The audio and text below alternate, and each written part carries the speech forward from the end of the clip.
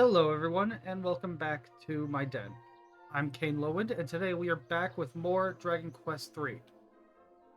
When we last left off, we had explored quite a bit of the game world, actually, and we will continue to explore some more in this one. Um, I completely, without thinking, teleported back to this place, Eliahan, um, before, and I didn't really mean to do that, so yeah. Well, it actually gives us a pretty good, you know, picking back up point because there's a few places down here to the south that we can still go to again. Um, at the time of this recording, it's been about I want to say like 3 days since my last recording session. I got on it and you know finished editing the previous batch of videos yesterday, I believe. Yeah, yesterday was when I finished the last one. What what is this? Oh wait, I know what that is. Never mind. Um, that was annoying. Anyway, oh, new. Okay, interesting. So every time you go to like a new place, it adds a what's this called? A new objective to your menu here. Slay the monster in the cave to the east of Japan. Use some fading Jenny and sneak into Adina. Check in on the merchant as he helps to build up the town. Okay. Yeah, I mentioned it in a little text blurb on the episode, on the most recent episode, actually. Yeah. That it's not exactly a passive thing that happens. I mean, it kind of is, but like the town Nickburg, as it's called in my file here, basically it updates uh, with every major miles with or not with every major milestone, but like with a few of them. So like the first one is defeating Orochi. So whenever I get around to that is when I'll be going back there and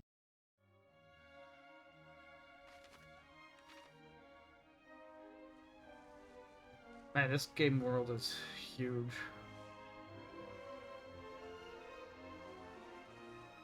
But yeah, there's one for Orochi, there's one for Boss Troll, I think, and Boss Troll and like one other one. I didn't like research it super hard because I want to leave some surprises for myself.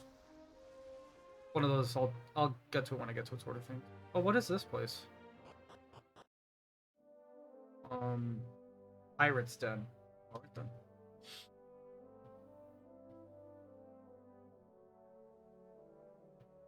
Uyu.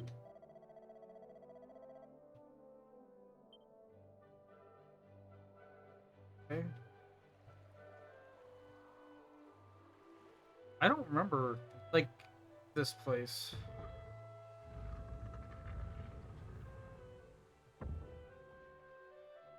I do not know if I'm ready for whatever that is.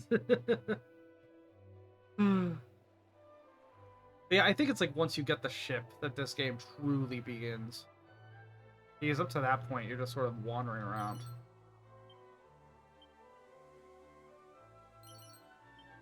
Oh, is there a...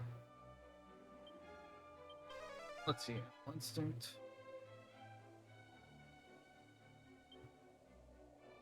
Okay, so there is a monster to wrangle up around here somewhere. There we go. Now let's try this again.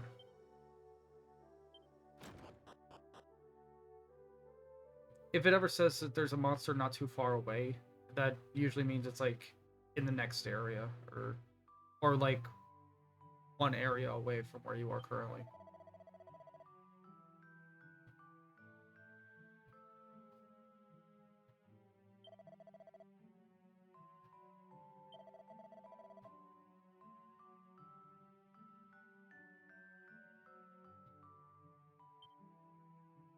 Pirates are always so nice to you in these games.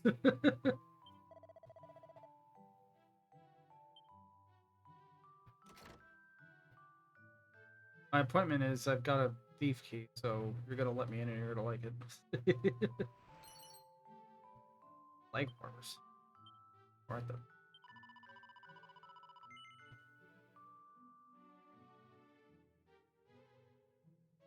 No. Don't try and silver tongue me, you wily dog. I have no time for bootlickers.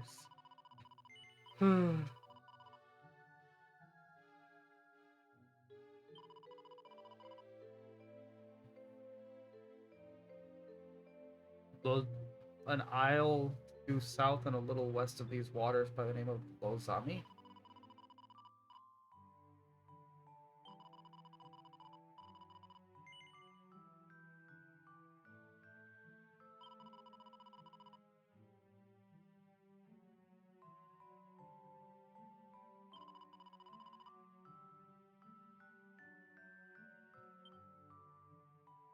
Okay, so strangely enough, from what I've been able to read about this game, it doesn't seem to end with defeating the Archfiend. I don't know if that means like in this like remake, there's a bunch of post game stuff they added, or like if it's sort of like Earthbound, where you defeat the Archfiend and then like you can go explore the world that's like newly freed from his you know violence or whatever. Or actually, it could be closer to like this could be the first instance of like what Dragon Quest XI does, where and maybe other Dragon Quest games that I'm just not like aware of because I've never really beaten any of these games. Closest I've come is 11, where actually no, I did beat Dragon Quest 1 and 2, but neither of them does. Um, where like you beat the big bad final boss, and then and then like afterward, there's like a whole new act with new stuff going.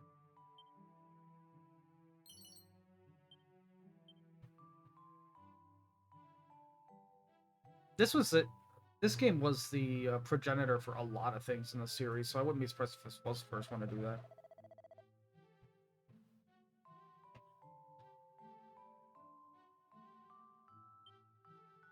Okay, so they're like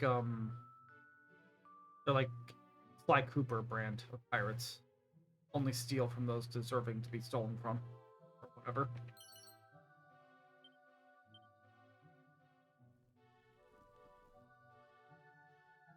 That's honestly one thing that I've always been able to kind of respect that about like Sly Cooper.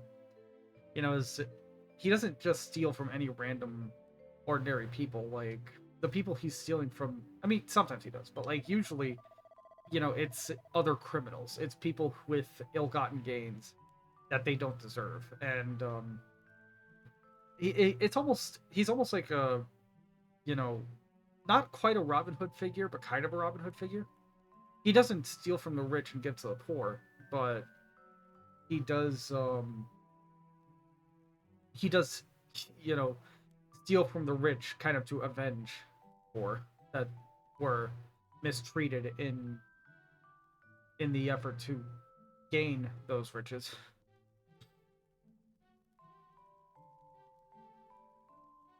Kind of. I don't know.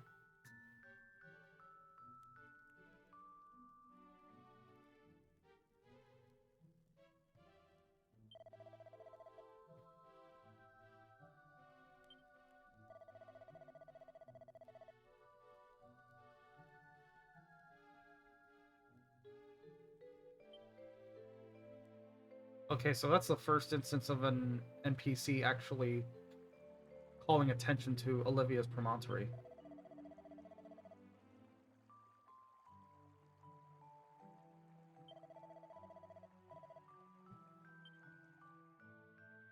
Okay, so these pirates tell you that they have an orb here that we're looking for.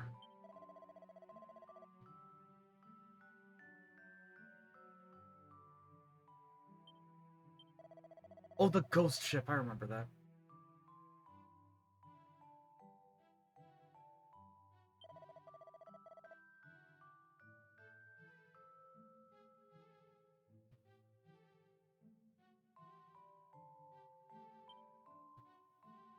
Okay.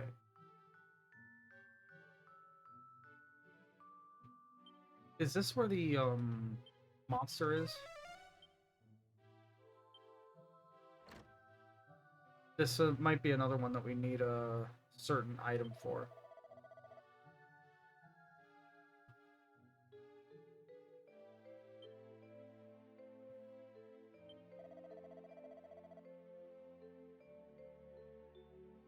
You miserly dog.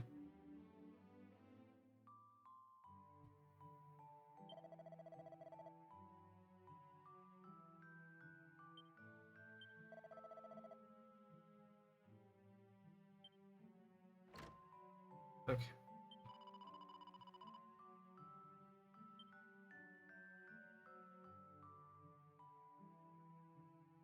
Yeah, I don't see any monster recruit here, so it might we legitimately might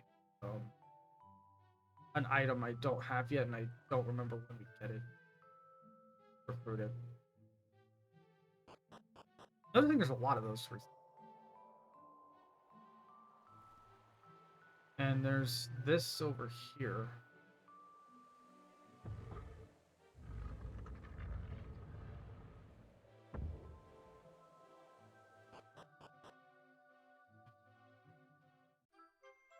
Oh wow, it's the red orb. It's just here. Okay. Close a couple treasure chests. A phantom mask and skull ring. I think Ari already has skull ring. Yeah, she does. What's that phantom mask do? It doesn't really matter because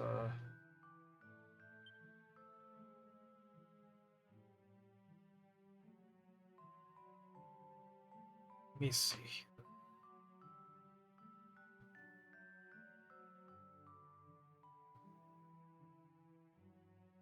Let's see. It doesn't look like it's an accessory. So it would be a headpiece, which it would be a headpiece which Kane can't wear. And Ari can wear it. And what does it do? Allows the wearer to avoid more enemy attacks. Interesting.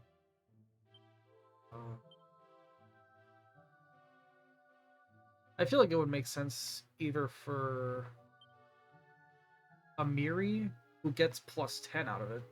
Ari only got like +6. No,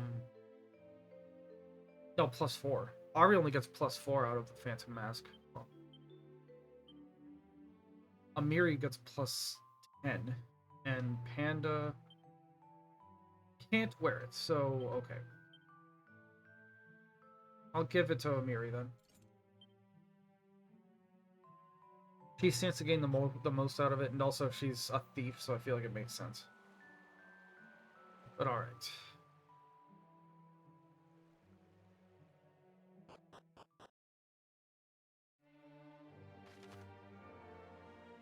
So that pirate captain mentioned an island south and to the west. Which I already saw it on the map. We just have to go down there. Okay.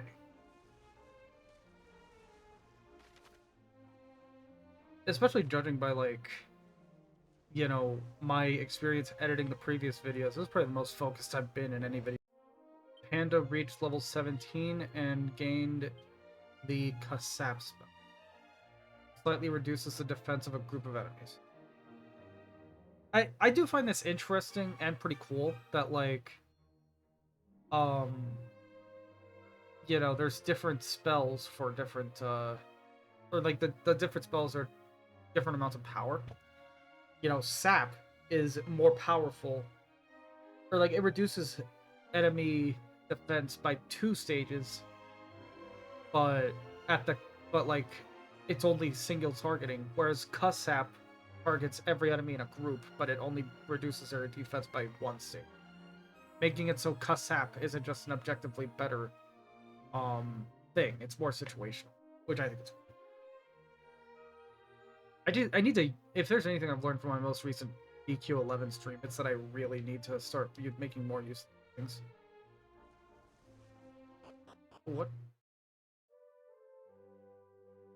Well, this is cool. I don't remember this.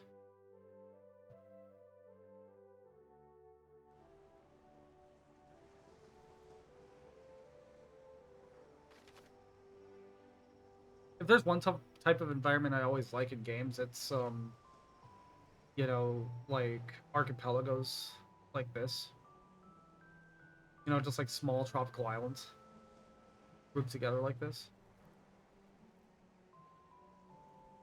The only thing I like more is the only type of environment I like more is sky islands. I'm a sucker for sky islands. Meaning the Sea of Clouds in Final Fantasy XIV is one of my favorite like video game areas ever. Scholar's cap. Oh, there's something Panda would wear. -8 defense, but plus 20 wisdom. Popular with those who like to appear smarter than they actually are. Oh, that's funny. Yeah, relatively small defense drop for a pretty big wisdom increase. I'll take that.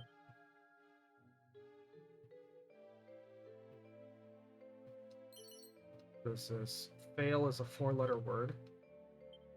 And the champion's code. What are those?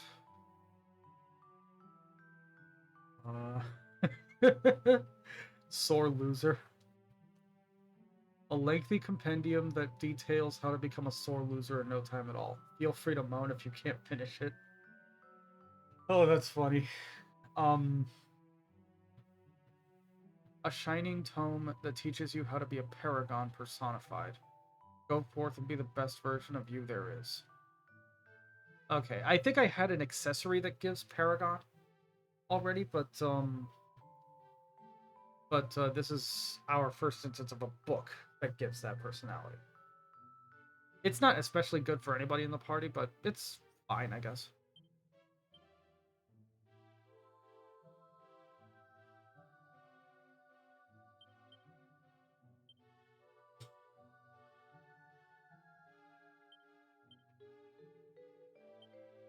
Okay, now everybody has a diamond, and will survive at least one attack. One fatal, I should say. I only noticed as I was leaving there are stairs here. Oh?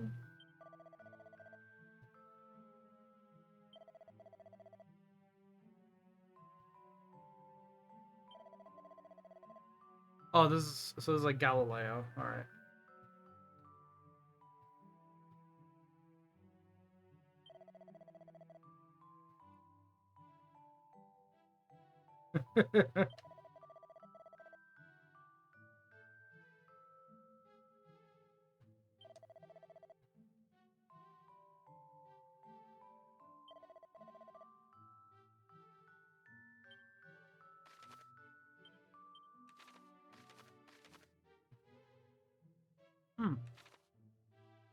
Okay.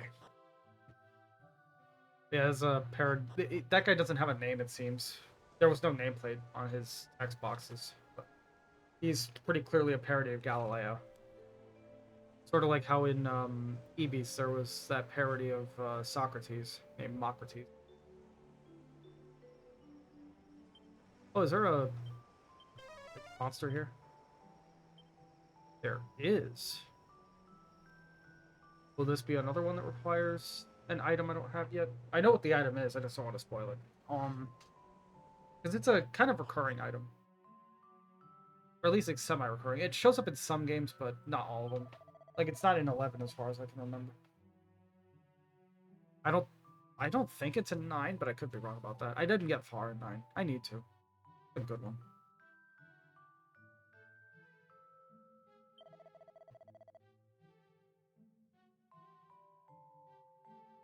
The Depths of Necrogaunt.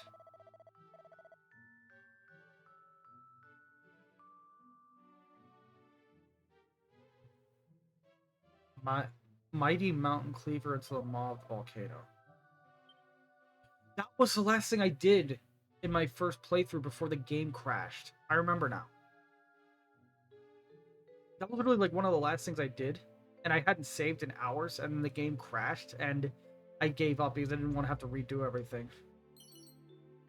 I couldn't even remember everything I did. Like, last thing I wanted to was to redo it. Loving Living a Grinner's Guide. One that I already had. Okay, yeah, the Happy Camper. The hell happened to my accent there? Happy Camper.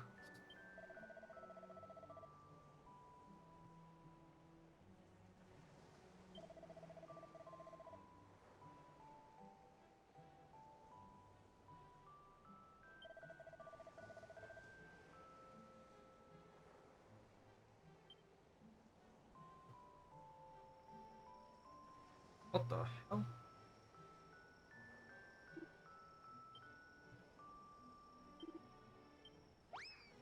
That is... I'm not sure what... I'm not sure what kind of enemy that is, but it's like a dragon turtle named Zippy.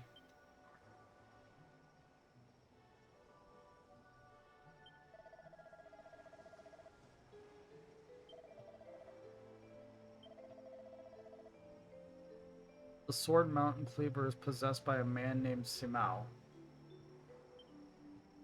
I mean, it would have helped. It would have been more worth it if you told me where Simao is, but whatever.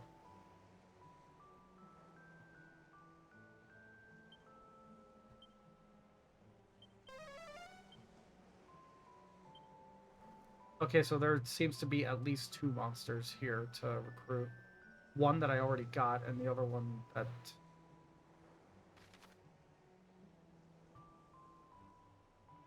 So I'm probably just gonna cut ahead to when I find it, which means I'll have to go back to the world map and let time, go by. So see y'all in a bit.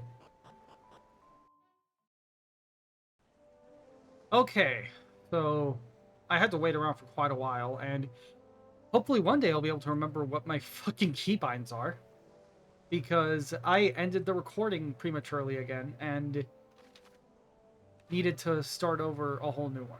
So yeah, but it's whatever.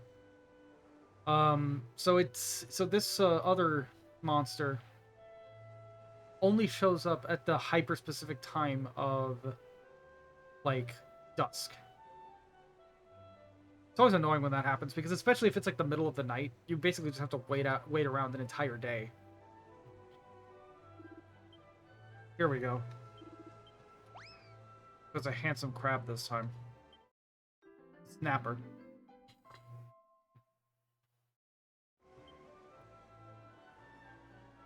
So, yeah.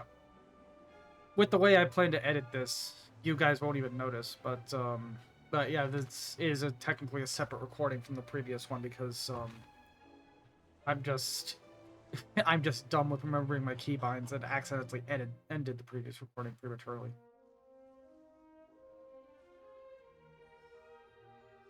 Looks like there's a couple more islands there that I can't reach. But okay, one person, the Galileo guy told us to go straight south, and we'll find an icy tundra area with some old man living.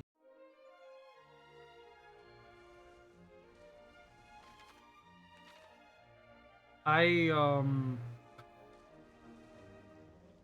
didn't even... Okay, slight little peek behind the curtain. I actually, I normally put my Discord on streamer mode when I record these so I don't get distracted by notifications. I just straight up forgot to do that this time, so I got a notification a little while ago. Like a couple minutes ago. You won't hear it because I don't have OBS set up to, capture any of that. But because also, side note, I fucking hate when creators do that, when they have like the Discord notification sound in their videos. Because especially when I'm watching like their videos on my computer, it makes me think that I have a notification from Discord, and then I don't, and it bothers me. Like CoffeeZilla does that a lot, where he'll record, or at least he used to. He might have figured it out by now, but I remember he used in like I think it was during his like Safe Moon videos or something.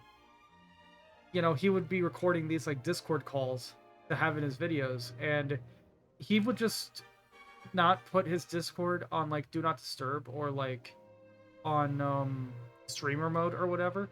So he would occasionally get like a DM or something, or just a notification, and the notification sound would play in the video. And if you're watching it on like your computer, if you're watching it on your phone, you know, the notification sound is just like whatever your phone's notification sound is. You know, so as long as you don't hear that noise, you're fine. But like if you're watching on your computer, you hear the Discord notification sound, you're frantically searching for that notification just to not see anything. Because it wasn't a notification on your thing, it was a notification that he got in his video. Or in his recording. It's like, dude, it's one button press. You could even put a fucking hotkey on it. Come on, man. You're better than that. I know you are.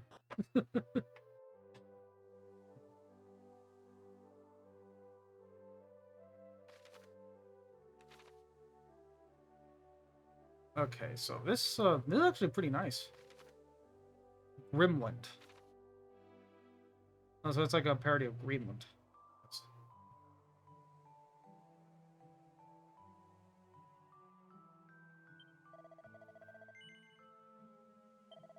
Okay, so he's got the Warhammer, which nobody can use. Zombies Bane, which Kane and Panda, of all people, can. Flame Shield. Well, all this stuff's really expensive, I just noticed.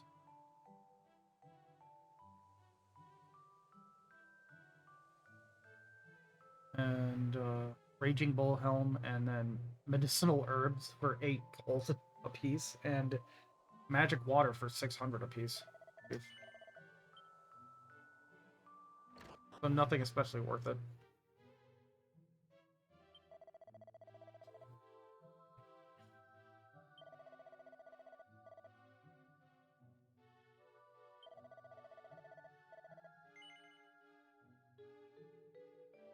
I have not.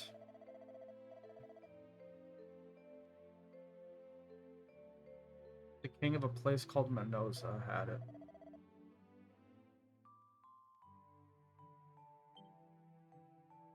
Okay, so...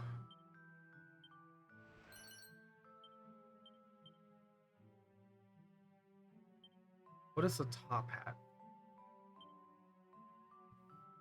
Whatever it is, I can't wear it.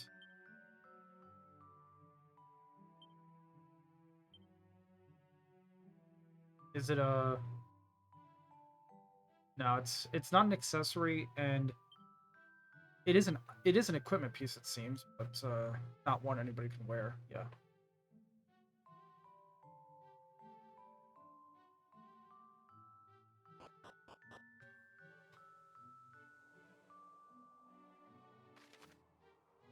But yeah, so he tells us to go get the to go find the ultimate key, and then to get the mod rod. Whatever the mod rod even is. I'm sure I know of it because like I basically made it to the end of the game, at least really, really late into the game, but I don't remember what that is.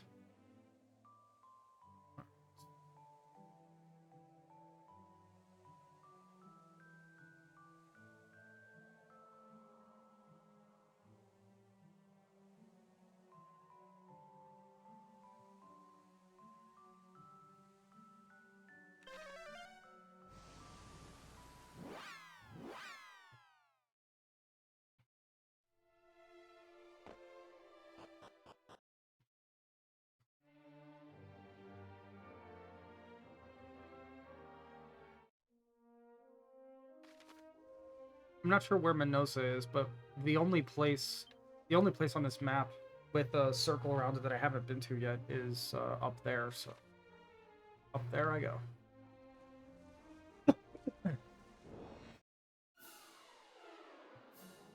Oh, what's this? New enemy? Oh, Squidzilla. Okay.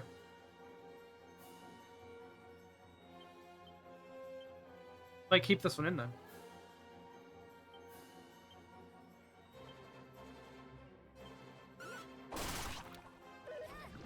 Whoa.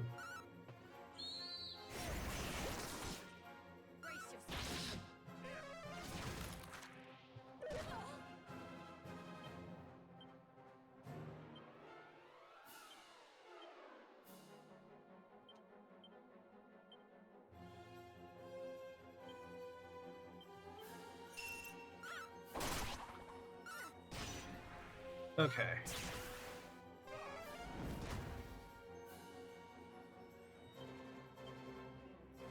Lightning slash.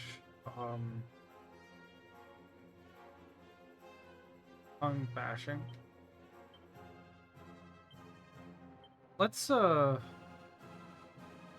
see, let's have you go ahead and well, Ari.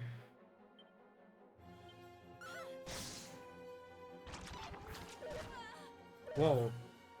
That's not good.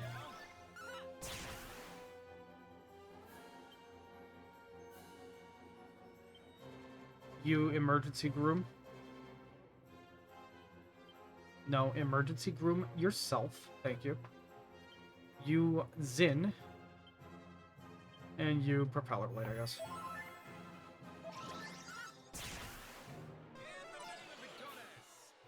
God damn it.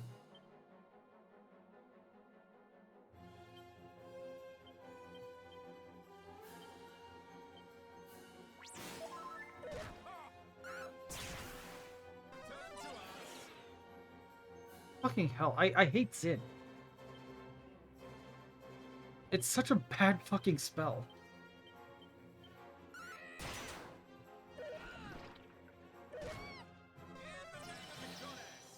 Fucking finally. Holy shit.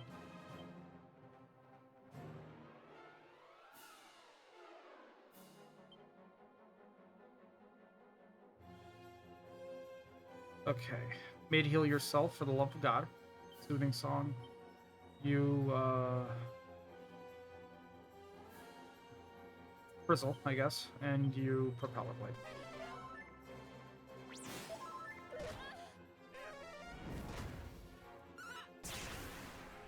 There we go.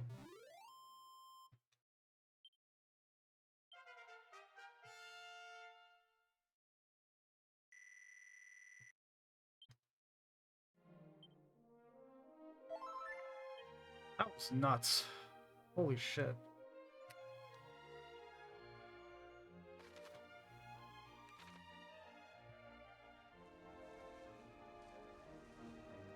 We'll make it up to wherever this place is, and then I'll call it for this video.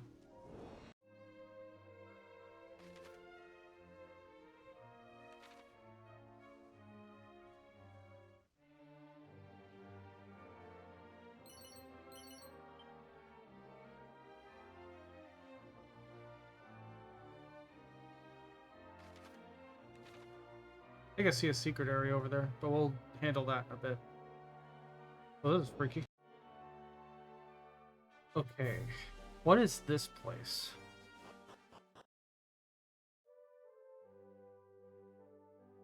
Set it.